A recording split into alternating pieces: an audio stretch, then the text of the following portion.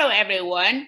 My name is Xiaojie Xu Zewang. Today, I'm going to be one of the moderators to start this fireside chat with our guest speaker, Helen Yee. Thank you so much again for coming. And Helen just recently wrote a book, right? I Belong Here. Yeah.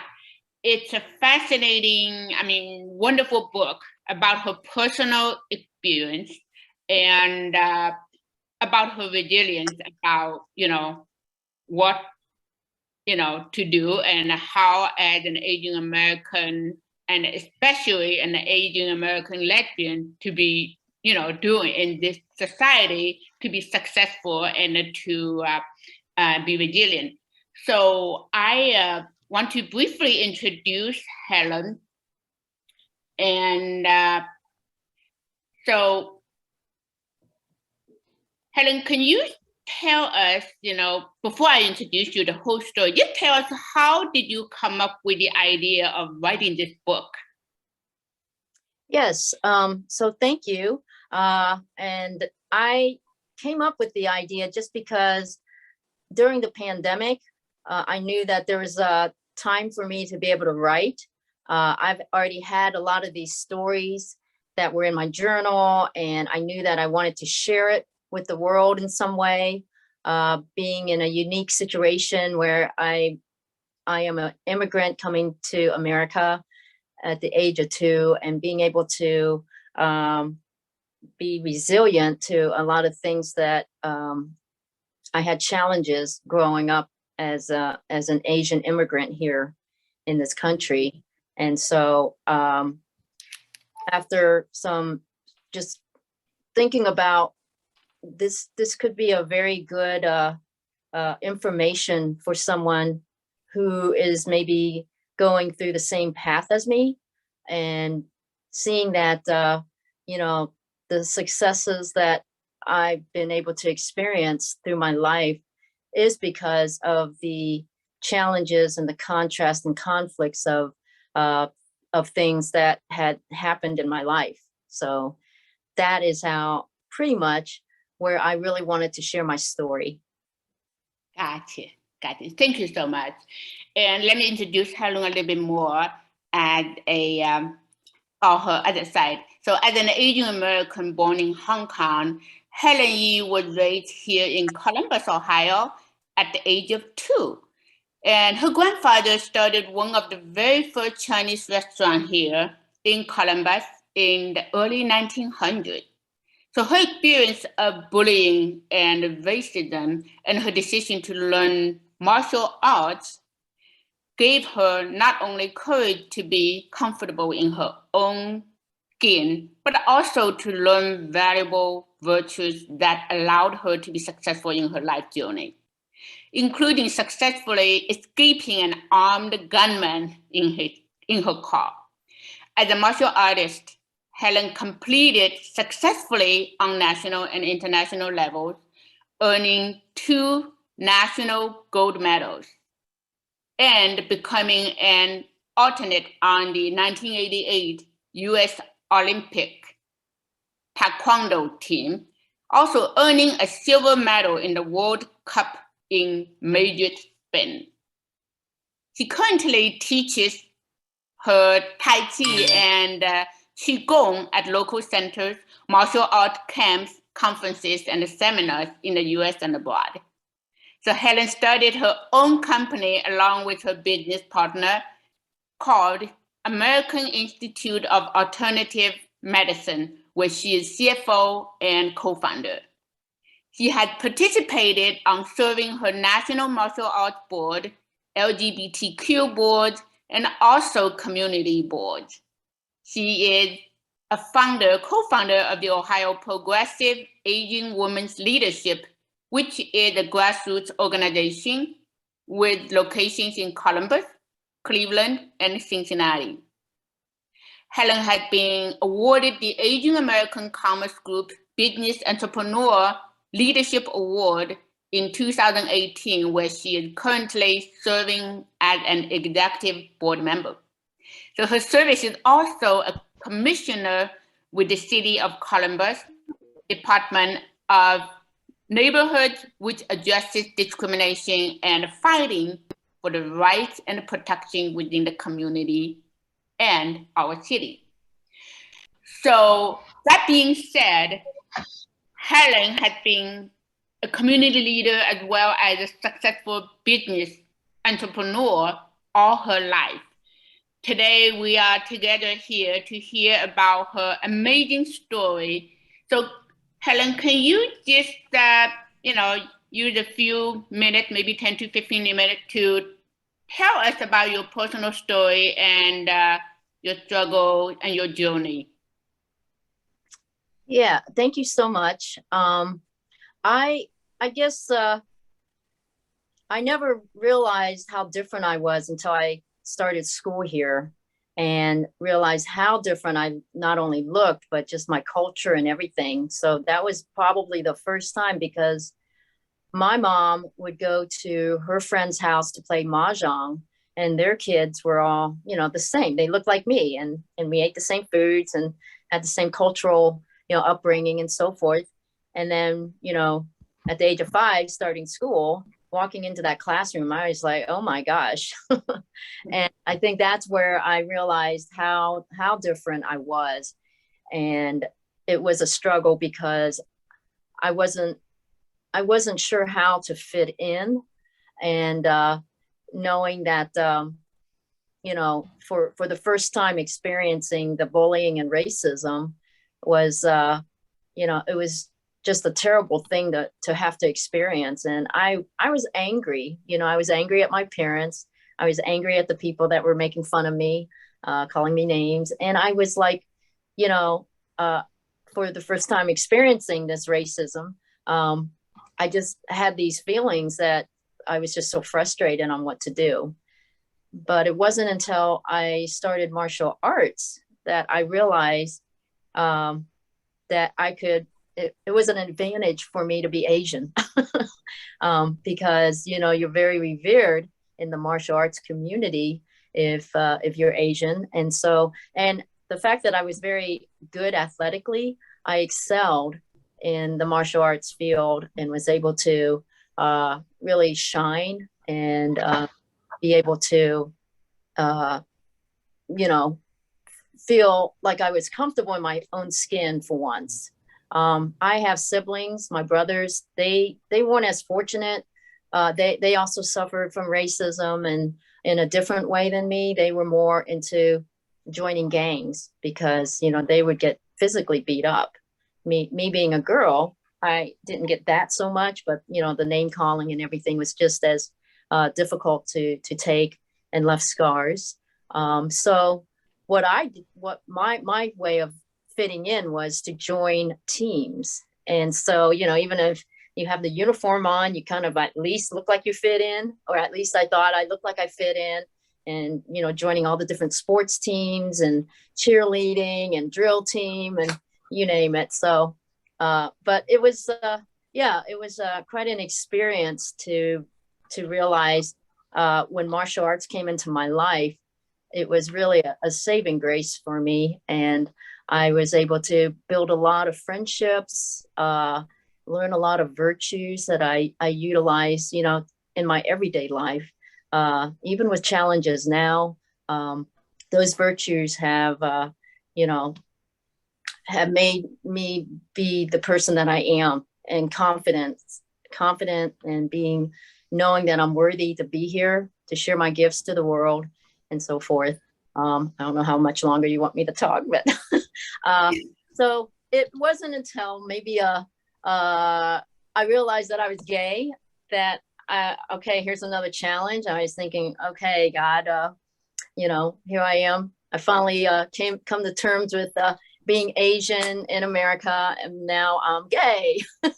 So that was another challenge, except with this difference, it was, I could at least hide it, So when I was in a same-sex relationship, we were able to hide that more so. So, but again, I was able to overcome the homophobia and be able to be somebody that was confident becoming and being a lesbian in my community, and then serving on different organizations and boards so that I could have a seat at the table and share my viewpoints and embrace my Asian heritage. I see. I see. So I guess you mentioned, I'm just kind of digesting the thread of your life and what you have been sharing with us. I guess in your book, you also mentioned that you found strength and identity in martial arts. So there are many Asian kids, engage in, like in our community, they engage in the like acupuncture, math, debate club, etc., etc. So what kind of advice do you think you could give to them if they face similar confusion on their racial identity and if they need the internal strength? Yeah, I would say my advice is to join groups that you're passionate about. Like if you have an interest in a particular sport or music or, whatever it is that you want to get involved with, don't be afraid to join, because it's the way you're going to be able to build your friendships too. And the people that are there for you, they're going to be there. They'll be supporting you. Not everybody may, want to be your friend, which is okay. We find our own tribe at some points. And it may take some time, who knows? But what I'd like to suggest is to truly feel comfortable with who you are, and that will emulate out energetically, and people will see that. And so you are setting your own example of the strength that you can carry out into the world, where people will respect you and treat you with that respect, and allow others to rise up to where you are, not to like lower your expectations to meet up with people. Thank you, Helen. This is Grace Lang. I'm the other moderator for today's Fireside chat. So I want to continue with the racial identity topic, because like you mentioned, you find the strengths from martial art. But when I think about Asian identity, it's very natural for me to think of Asian culture and Asian values. So such as like a collectivism and the respect for elders and this kind of things. I think a lot of Asian values, I would say, yeah, probably people consider they're good universally, but then some of those typical Asian values probably do not fit well with the American culture. So I would like to ask, which Asian value you hold dearly to your heart and why? Yeah, thank you for that question. Asian values for me is the persistence. I really feel like that's a really, and humility. Those are the two things that really stick out to me with that question. And there's other virtues that bring about to me in my head and in my mind the Asian values of patience and respect and honor, as you mentioned. And for me, to be able to be centered and aligned to those virtues allows me to be myself and to value my own self-worth in this country, in my community, and so forth. One of the things that my grandfather taught me, and I write a lot about him in my book, is because he's one of my cherished mentors in my life. And he never sat me down and told me in words, how to be a positive influence in life. He actually showed me through his example of how he treated other people and his customers and his workers and his employees and his family and so forth. And that to me is just, if not even more of an impact than words alone. Yeah, that's very powerful influence you learn from your own culture, from your own heritage. So maybe I'll bridge a little bit, like how do you balance being Asian and being American? Okay. We all have that dilemma. Like, do you always find like actually being Asian and being American, they just kind of support each other, build on each other. You do not find like they kind of have too much conflict with each other. I guess that question for me, when I was little, my mom and I fought a lot because she wanted me to hang on to the Asian culture. And, had some Chinese superstitious cultural things too, that I just did not want to have any part of. And more so because I wanted to fit in so that I wouldn't have the, the negative experiences that I was having. And so for her to want me to embrace the culture, it was a huge conflict for us. And we did fight about that. And I think for her, one of the ways that she wanted us to hang on to our heritage was to take us back to Hong Kong for a few trips so that we could like not forget. But like I said, I did not want to have anything. I didn't want a part of the Asian culture when I was here. There's just too much, challenges for that. But, eventually I, as I grew up as an adult, I do value it more. So can you elaborate a little bit more, like why do you value more now? Is there any life experience or work experience that make you, feel more comfortable and more successful being an Asian American identity? Yeah, great question. I think as an adult, you grow into some of the wisdom that you lacked as a younger person. And so being where I'm at, even starting my own business and being an entrepreneur like my grandfather was, the huge respect of the hard work that my parents did to have us kids have a better life. And so when I'm older now, I look at that and I think about how much they sacrificed for us to have a life here in America. And, it was me that was kind of holding myself back. I was getting in my own way with a lot of the things. And so now I know that stepping out of the way, I could step fully into being who I am as an Asian lesbian here, in America. Gotcha. Thank you so much. You mentioned just now that you are a business, woman and entrepreneur, mostly, I guess, influenced by your grandfather early on, right?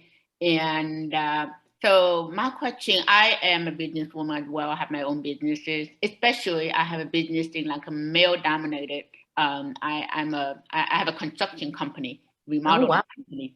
So I would just like, my question is, as a minority woman entrepreneur and business leader, what kind of challenges have you experienced starting business, sustaining the business, and let alone making it such a successful one? What did it take? Yeah. Again, I'm going to I relied a lot on using my virtues and being able to overcome a lot of the challenges. But when you talk about the challenges as a woman business entrepreneur, it was more not as much ethnic as it was more the gender.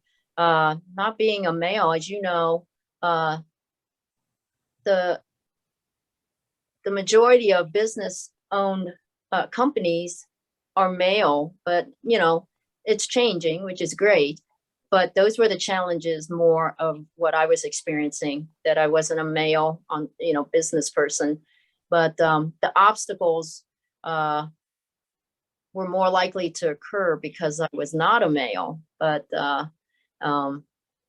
fortunately, the virtues and the things that I learned to be confident in myself and to acknowledge the fact that I do have something to contribute in the world for value purposes.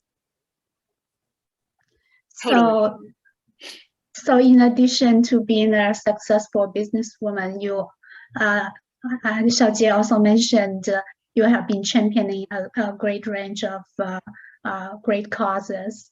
And especially you mentioned you want to be at the table when the decision is made. So I'm very interested in this topic. So I guess for younger generation, how would you share your experience, like how to get a seat at the table? Yeah, the manual, right? Well, in order to get a seat at the table, you have to participate. And so one of the things that I strongly encourage is that you volunteer for organizations or events. Truly, there's a lot of groups out there that I'm sure, you're going to be able to find something that's going to fuel your fire of interest and passion even. So putting energy towards an event or an organization is the best way to get really fully involved.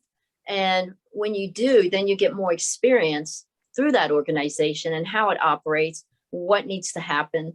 And when you have all that knowledge, then coming to the table and claiming a seat at it, you have now just regained a lot of knowledge to help that organization.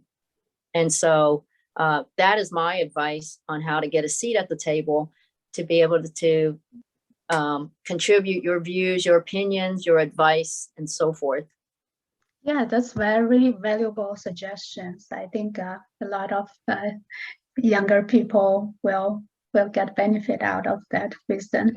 So I think I want to build on top of that, because for all those great courses you are working for, I think it's less likely for Asians to be successful alone, like to succeed in any of those efforts if we work alone. So I guess my next question is, how do you work with non-Asian community to build those allies, to build those coalition, especially I think recent with those anti-Asian hate. There's some tension between Asian American community and African American community. So I feel like along your volunteerism and all your different efforts, how do you, what's your experience working with non-Asian community? Okay. Yeah, that's a good question. I honestly feel like whether you're in an Asian or an American organization, what most differentiates is how you actually carry yourself, okay? And how you carry yourself, and also how you treat others, being respectful to folks, which is it's a virtue basically. And here's one: learning how to listen. A lot of times we just we want to tell our ideas, but if you're not listening, why should they? And so having this mutual respect of honoring each other's ideas and viewpoints, that's critical in being able to work as a team or collaborative efforts, and so forth. But there are commonalities to the thread of when you have a certain focus or goal in mind, that's what's going to carry you through with whoever is in the group with you. That's great. Great advice. Yes, yes. So again, thank you so much, Helen, for sharing such wonderful experiences and your knowledge about working across, communities as well. And as a community leader myself, I did realize how important it is to work with, non-Asian community, especially like the African American community, the Jewish community, as well as, other Hispanic community, etc. So, and I think we covered so far a lot about your work experience, your business, and the next part of the question might be a little bit personal, but I just want to see, because mental health has been a huge problem now in Asian American community. Just recently, I think I got some statistics like a lot of suicide from young people, they couldn't figure out what's going on, and they have issues about their own identity, and they couldn't come out, or they don't want to come out, and they chose, to die, which is sad.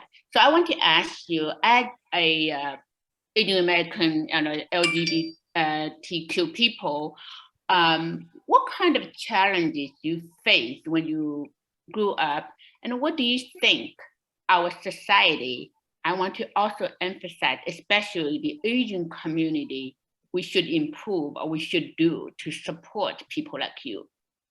Mm-hmm. Well, with the LGBTQ community, it's definitely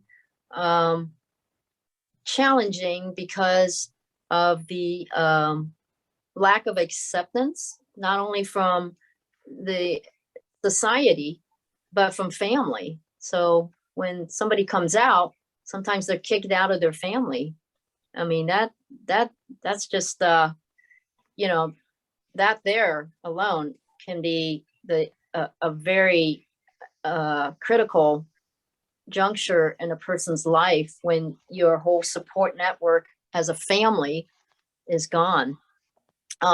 So with the homophobia and that is experienced in our society, I feel like it's getting better because there's more and more of our allies that are supporting people of LGBTQ. We just had our Pride Festival March last weekend, and there was a record number of 850,000 people who attended. That's a record. So we know that there are more and more visibility of acceptance of the LGBTQ community and individuals. We, as a commissioner, I work and fight for individuals who are discriminated against, whether it's through public accommodations or as well as in housing and job employment. We can all still get discriminated against. So being able to help in that capacity has given me faith that things are getting better. And so when you see the numbers like that day, it was such a proud moment. And I know that sometimes it's hard. The struggle is real for individuals who may not have a support network, but there are centers that, especially in Columbus, the Stonewall Columbus Center is something that you can get involved with to help, be around other LGBTQ folks and also work for a common cause. Gotcha. Yeah, you already mentioned that. Just going a little bit further detail, if you don't mind. So before and after you came out, what was your exact experience? What did that, what would be like, let's say, a turning point that make your decision to come out? Did your family give you a lot of support and influence? And also later on, after you did that, do you feel that had profound influence in your later life? and impact? Mm-hmm. Well, in my book, I mentioned a bit about my coming out to my family. It was probably one of the hardest things for me to do, especially because my dad had a very difficult time. But I think also before coming out, hiding a relationship, it takes a lot of energy, even to like say that my friend is, coming to dinner or, sometimes not being able to share holidays together and so forth. So before coming out, those were really big challenges, not to be able to share your love with the people that love you and so forth, because you're afraid that you're not going to be accepted.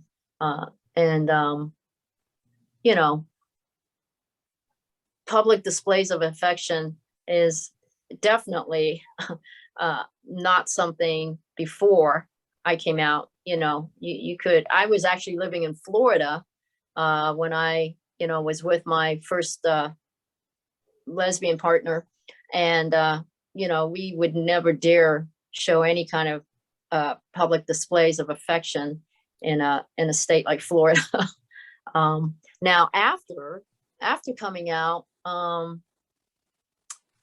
I would say I became more assured of myself, more confident. There was a sense of belonging again, a sense of belonging, whether,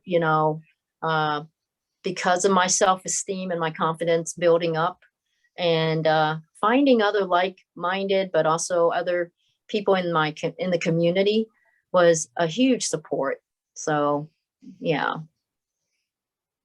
Yeah, like you mentioned, the almost sounds like it's exhaustion trying just to hide your relationship. And Xiaojie also mentioned all the struggle around the mental health. So I guess maybe for the younger LGBTQ, especially in Asian community, would you share more details, how did you handle those hard times when you struggled in the past, or what kind of advice to them? Because I think eventually you turned out to be a very strong woman, and I think they can find a lot of wisdom from your success. Thank you. Well, the way I handled a lot of struggles mentally and emotionally, I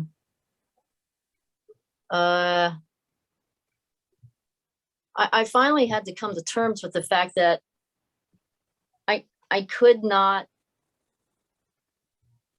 allow myself to allow other people's opinions about me be the thing that determines who I am. So the only opinion that should matter is my own about me. And it's none of my business what other people think about me. And that just brought a lot of relief to me. And, you can come to that realization. It's very freeing. It's just knowing that you're living your life for yourself and not, on the opinions of others. And it was, it took a while to get there, but I eventually got there. And, everybody has that kind of struggle. You don't even have to be a different, nationality or anything. That struggle is across all lines of culture and ethnicities. So. Yeah, I guess eventually you need to find your inner strength and just be proud of who you are. Mm-hmm. Mm-hmm. Thank you. So it's 8:21. Do we have any questions from the audience? Yeah, let's open up to the audience to see if anyone has more questions for you. I have a question. Hi, this is Wei. I am a Papa member.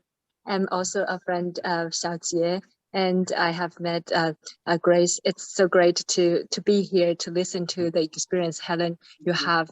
And this is not just really beneficial for us, it's also helpful for our next generation, because I think they are the ones who will experience more of those dilemma, their identity dilemma. Some of them are, multiple minority in their identity. So, I hope you won't find my question offensive. I'm the first generation here, and I want to understand more about LGBT community. And I have. So here's the question. There's a lot of research and people's opinions about if being a LGBT member or self-identify as an LGBT member is a choice or not. How much of it is a choice, how much is not a choice? A lot of researchers are not conclusive, and people have very different opinions of that. And a lot of people find it offensive to even talk about this question. I want to ask you, based on your own experience, the people that you know, how do you think of that? Yeah. Well, I can't imagine why somebody would choose this lifestyle, knowing how much of an incredible struggle society has against somebody who would choose a lifestyle like this. It's, you know what I mean? The difficulty of living in LGBTQ. I would just be, you really have to question that. Like, I wouldn't want to choose. I mean, I know that I was born this way because, I had crushes when I was little. I had crushes on girls. I just didn't know what they were. I didn't know what the feelings were. I didn't label it as being gay or anything like that. It's just, but there's a certain thing that you have to think about, the struggle to be in this community, to say that you choose it. I don't know. That's just, to me, that's just not. Thank you so much for telling me that. It's okay. I also have a question. So I am monitoring the chat. So far, there's no question, but then I do have a question.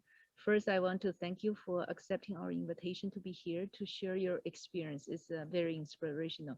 And also want to applaud you for the courage to be here and to talk about really difficult questions. So my question is related to what just happened yesterday, I think. Supreme Court overturned Roe v. Wade.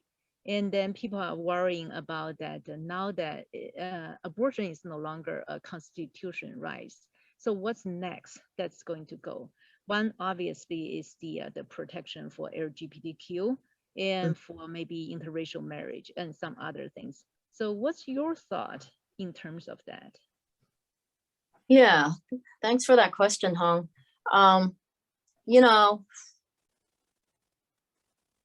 That is why we need to take action.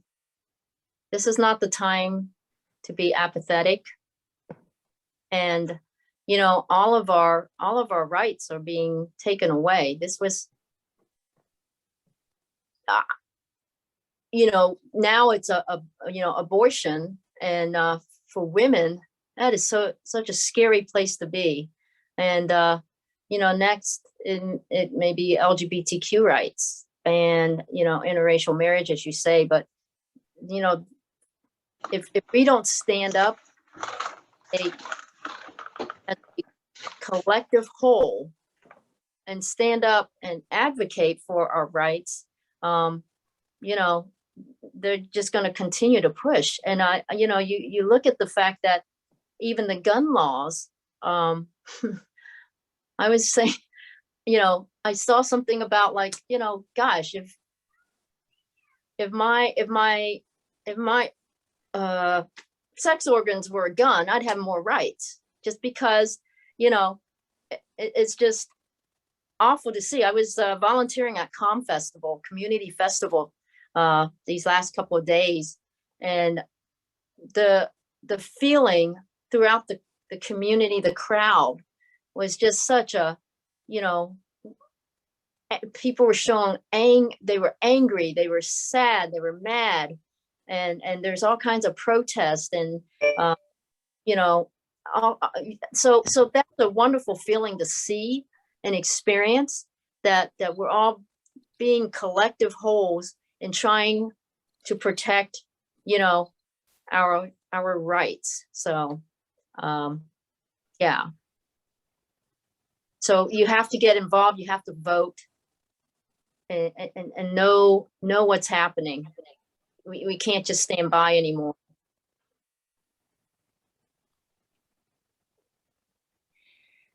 So, yeah, Hong, any question? There's no more question from the audience. You're done, Hong? Yeah, I had my question in. Yes, thank Good, you, good. Helen, for commenting on my question. Oh, you're welcome. So thank you, Hong, yeah, for connecting us with Helen and for this wonderful fireside chat. And I think actually, Xiaojie, wait, I think Pumac. Sorry, I muted you because I think there was some noise. Do you want to unmute and ask the question? Hi, yeah, so this is Lin Hui from Pennsylvania. So thanks for having the good presentation, share about the experience. So I wonder, because you, when you moved to America, you were 2 years old, which may have limited memory from your heritage country. So actually, I wonder, as a first generation, immigration generation, how your parents and your grandparents, they identify themselves and how they recognize their identity with American and also with Hong Kong, because you moved from Hong Kong. And also, so in your early days, so with the struggle between the two identities, and did you have any communication with your parents, or maybe your grandpa? As you mentioned, your grandpa gave you more courage about you. Thank you. Thank you. Well, both my parents and grandparents have passed away. As far as identity goes, you know, my great-great-grandfather came over and settled in California working on the railroads. And then it was my grandfather who actually wanted to break out of, he did not want to do the hard labor. And so he saved up enough money to actually work in a restaurant, and then from there started his own restaurant with his business partner. If any of you are from Columbus, the Far East restaurant was located in Bexley, Ohio, and then changed over to the Wings restaurant and Yee's restaurant, so the Broad Street and Main Street. But they were just very hard workers. Like I said, my mom would take me back with my siblings back to Hong Kong to try to stay connected to the culture and the heritage in that way. Even though I know it was a difficult time for her, because for me, being her daughter, she wanted me to embrace like the Chinese cooking and how to keep the different ceremonies and so forth, which I like I said, I wanted to fit in, so I try to do the least I could, embracing my culture. I'm not sure if I'm answering your questions, but so I think with my own struggle with my heritage is because I wasn't sure how to handle the racism and the bullying. And so, but once I became confident in my physical skills and self-defense, and also my confidence levels, getting more into knowing myself. I was able to not even emit any type of energy out there into the universe that would even draw that type of racism that I was experiencing as a younger person. I don't know if that makes any sense, but to me, I know that something had shifted within me that allowed me to stand true to who I am, centered and aligned. Thank you. You're welcome. So I have a question. This is Lisa for Helen. Could you tell us more about when you became more interested in Qigong and those internal martial arts systems from your heritage? I find that fascinating. Thank you. Yeah, thanks for that question. Well, so I've always been very dedicated to the martial arts, mainly in the external martial arts systems. Those are disciplines that you see with the karate kicking, fast speed work, and punching and fancy kicks and so forth. And that's where I excelled. But it wasn't until like many years of competitions, I started to realize that I was depleting myself energetically, even though I could do a lot of kicks and sit-ups and push-ups, all those things that made my muscular and my physical apparatus stronger. But I was always getting strep throat at every competition. I was getting sick. And it's because I actually met a Qigong master in one of the women martial arts conferences that I would attend. And she was the one that told me that my yin and yang energies were imbalanced and that I was depleted in yin energy. And so I needed to do practices that were in the internal systems, which is like the Tai Chi and the Qigong and the meditations and yoga. And so I started to really focus on those disciplines, which allowed me to then bring my imbalance back to balance. And so that's where my passion is now. And I love sharing my knowledge and my wisdom in that capacity with those disciplines now. And yeah, I truly believe in it. It's not woo-woo stuff. It really is something that's been around for 4,000 or 5,000 years. There's got to be something to it, right? So that is what I've been really passionate about teaching. So thank you for that question. Actually, I want to piggyback on that question. I feel like the Tai Chi and Qigong, they are very in line with the alternative medicine, right? And that's your part of your focus. So is that a school, like people can get acupuncture license? Yes, thanks. Shameless plug here. My school is called the American Institute of Alternative Medicine.